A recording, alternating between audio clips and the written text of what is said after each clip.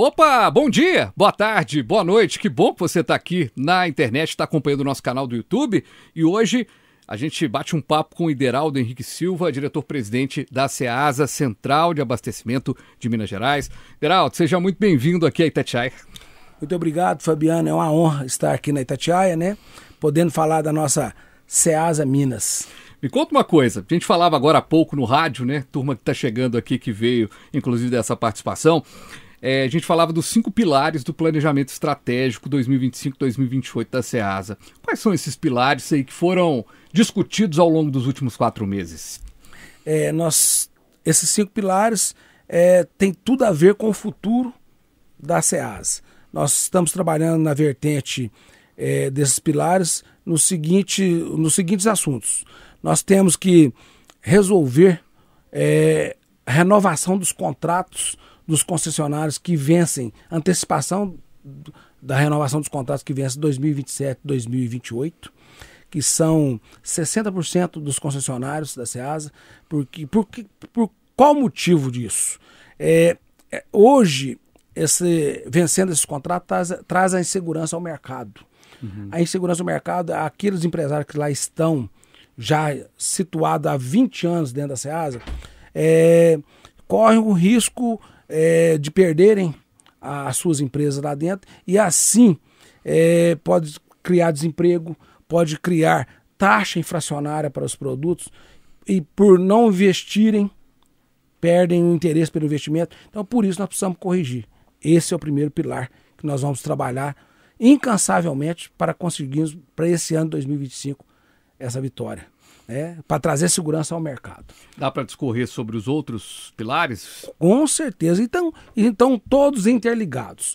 Nós temos hoje também um contingenciamento jurídico dentro da Ceasa, coisa absurda, que foi construído nos últimos anos para trás aí, e que o ex-presidente Luciano começou a dar fim a isso e nós vamos dar continuidade a esse trabalho também, que isso traz muita insegurança e pode trazer até insolvência para a empresa. Então, se a gente não conseguir resolver isso, a Ceasa pode correr risco, mas nós não vamos deixar isso acontecer nunca, porque isso é meta e nós vamos trabalhar para resolver todos o contingenciamento jurídico que tem lá. De uma maneira geral, então, a gente está trabalhando essa possibilidade, né? A questão dos concessionados hoje, né? Desse momento. Os contratos, eles o quê?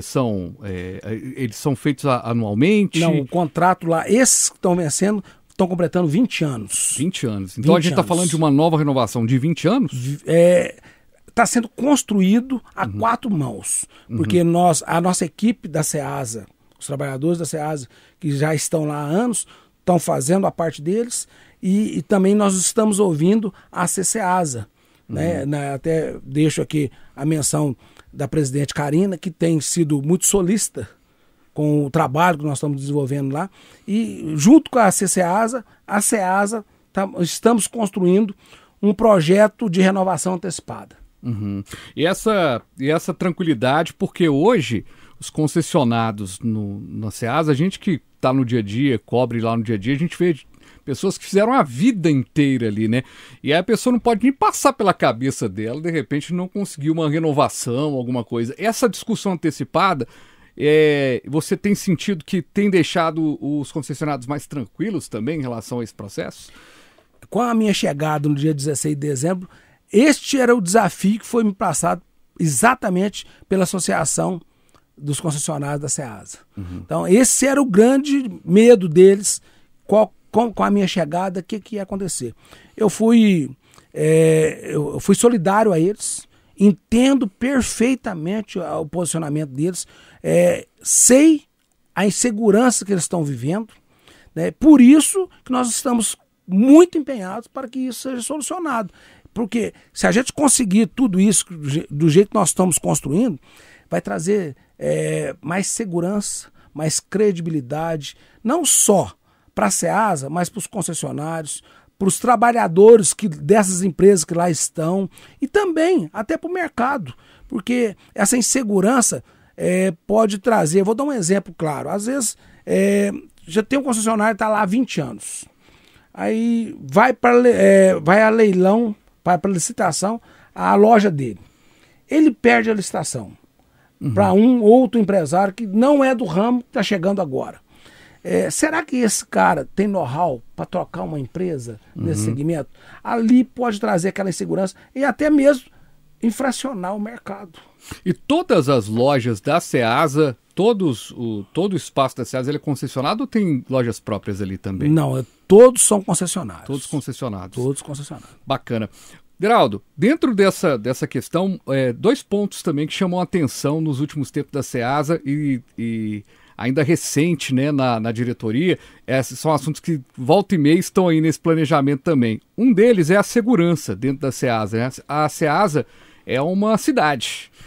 Exato. O Ideraldo, que já foi prefeito, né, de Boa Esperança, tem uma cidade... Quantos mil habitantes tem Boa Esperança? Acima de 40 mil. 40 mil. É mais ou menos duas populações de Boa Esperança todos os dias lá dentro, né? Da Ceasa circulando. São duas cidades de Boa Esperança dentro da Ceasa. Dentro da cidade, dentro da Ceasa todos os dias.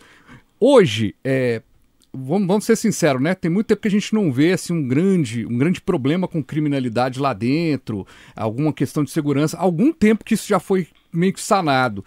Mas volta e meia, por ser uma cidade, por ter tanta gente ali dentro, tem alguma questão.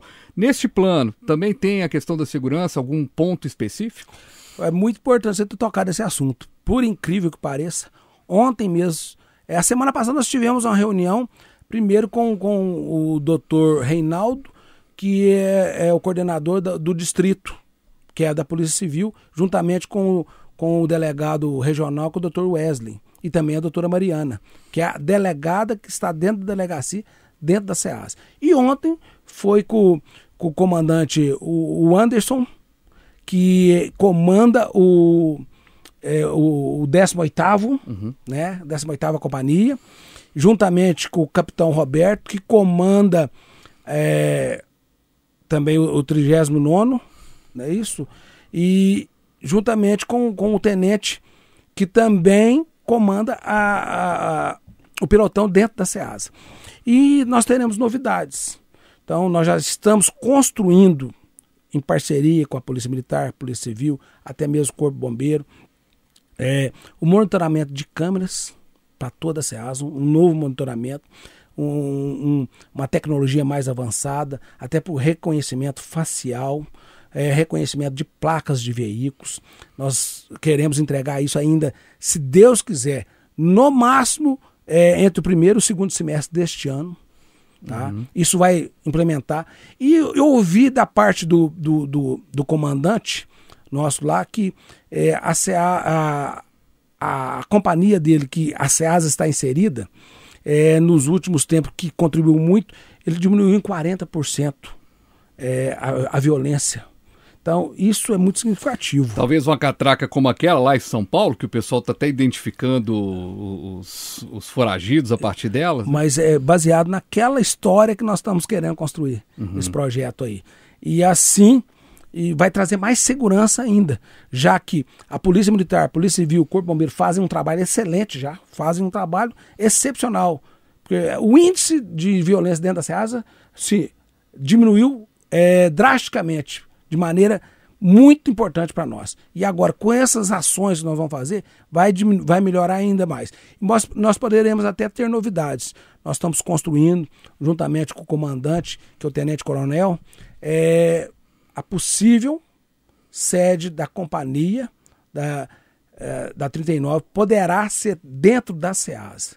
Se a gente construir junto dentro da Polícia Militar, isso aí será uma grande novidade. Então, o comando da Polícia Militar da 39 será dentro da Ceasa, se a gente conseguir o que nós estamos almejando. Isso já virou matéria, vai virar matéria no portal da Itatiaia.com.br, porque é um assunto muito importante, e a Ceasa pode ser um braço legal para que toda aquela região ali, né, um comando de policiamento ali, naquele trecho ali, que é o trecho que tem problemas com trânsito, né, que é o trecho Exatamente. De bairros ali um pouco mais periféricos depois ali da Ceasa, pode ser além de ganho, tudo, né? Um ganho para toda a região ali. E tem mais um fato que nós construímos ontem também, Fabiano, que já está autorizado.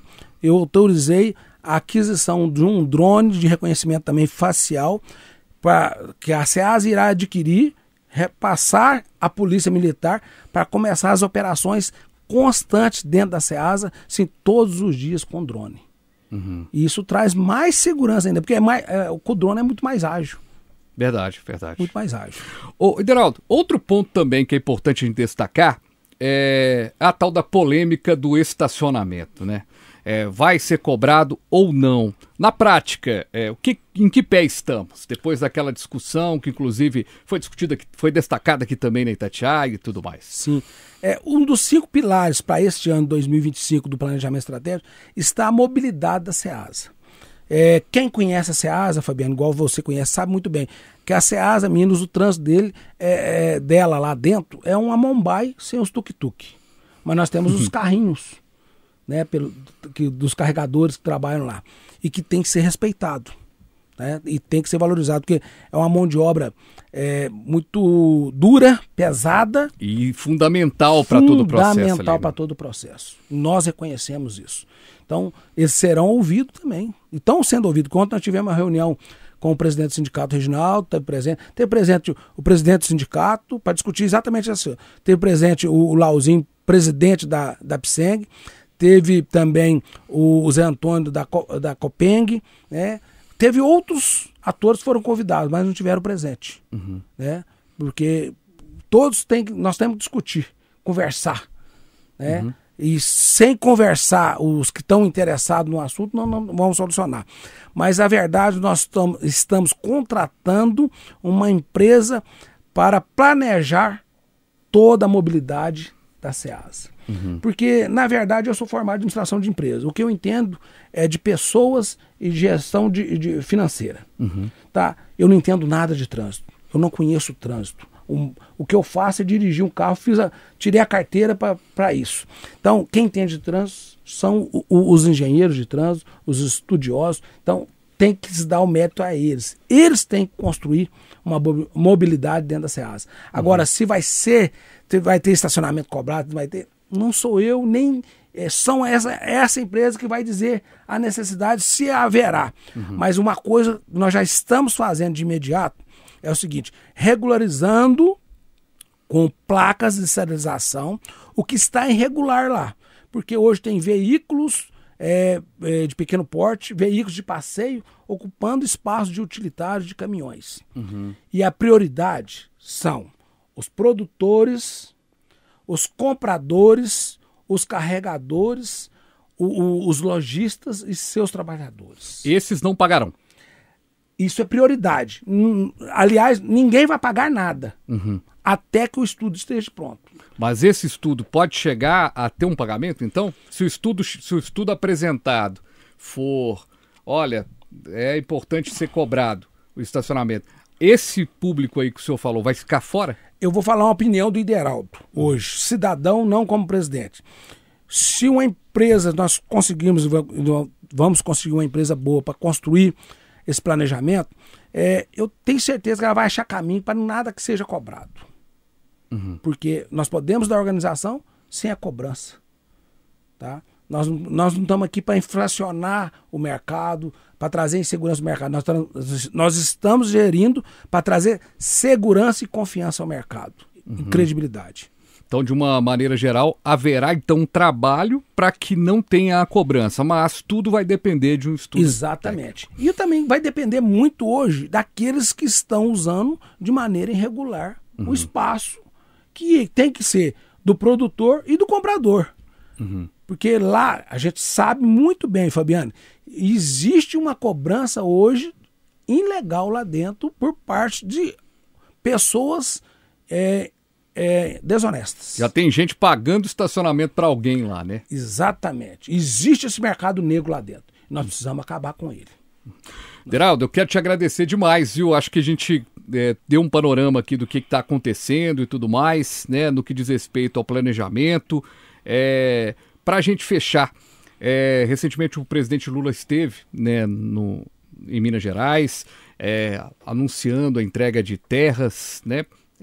Esse olhar para a questão da agricultura e tudo mais. O senhor estava lá presente, o presidente da República tenta uma aproximação, né, com o agro, de alguma maneira. Eu acho que desde o início do primeiro mandato ele tenta essa aproximação, porque havia ali todo um desgaste em relação ao presidente Lula. Como é que o senhor vê hoje este momento, né, do preço do alimento lá no alto, o presidente tentando conversar com os setores, mas batendo cabeça, né, porque você tem... ele conseguiu baixar preços de alguns alimentos, mas a maioria dos alimentos são os que a gente exporta, então a gente talvez não tenha essa facilidade de ter um retorno agora. Na visão do senhor, como é que a gente muda esse cenário e tem uma comida mais barata para as pessoas?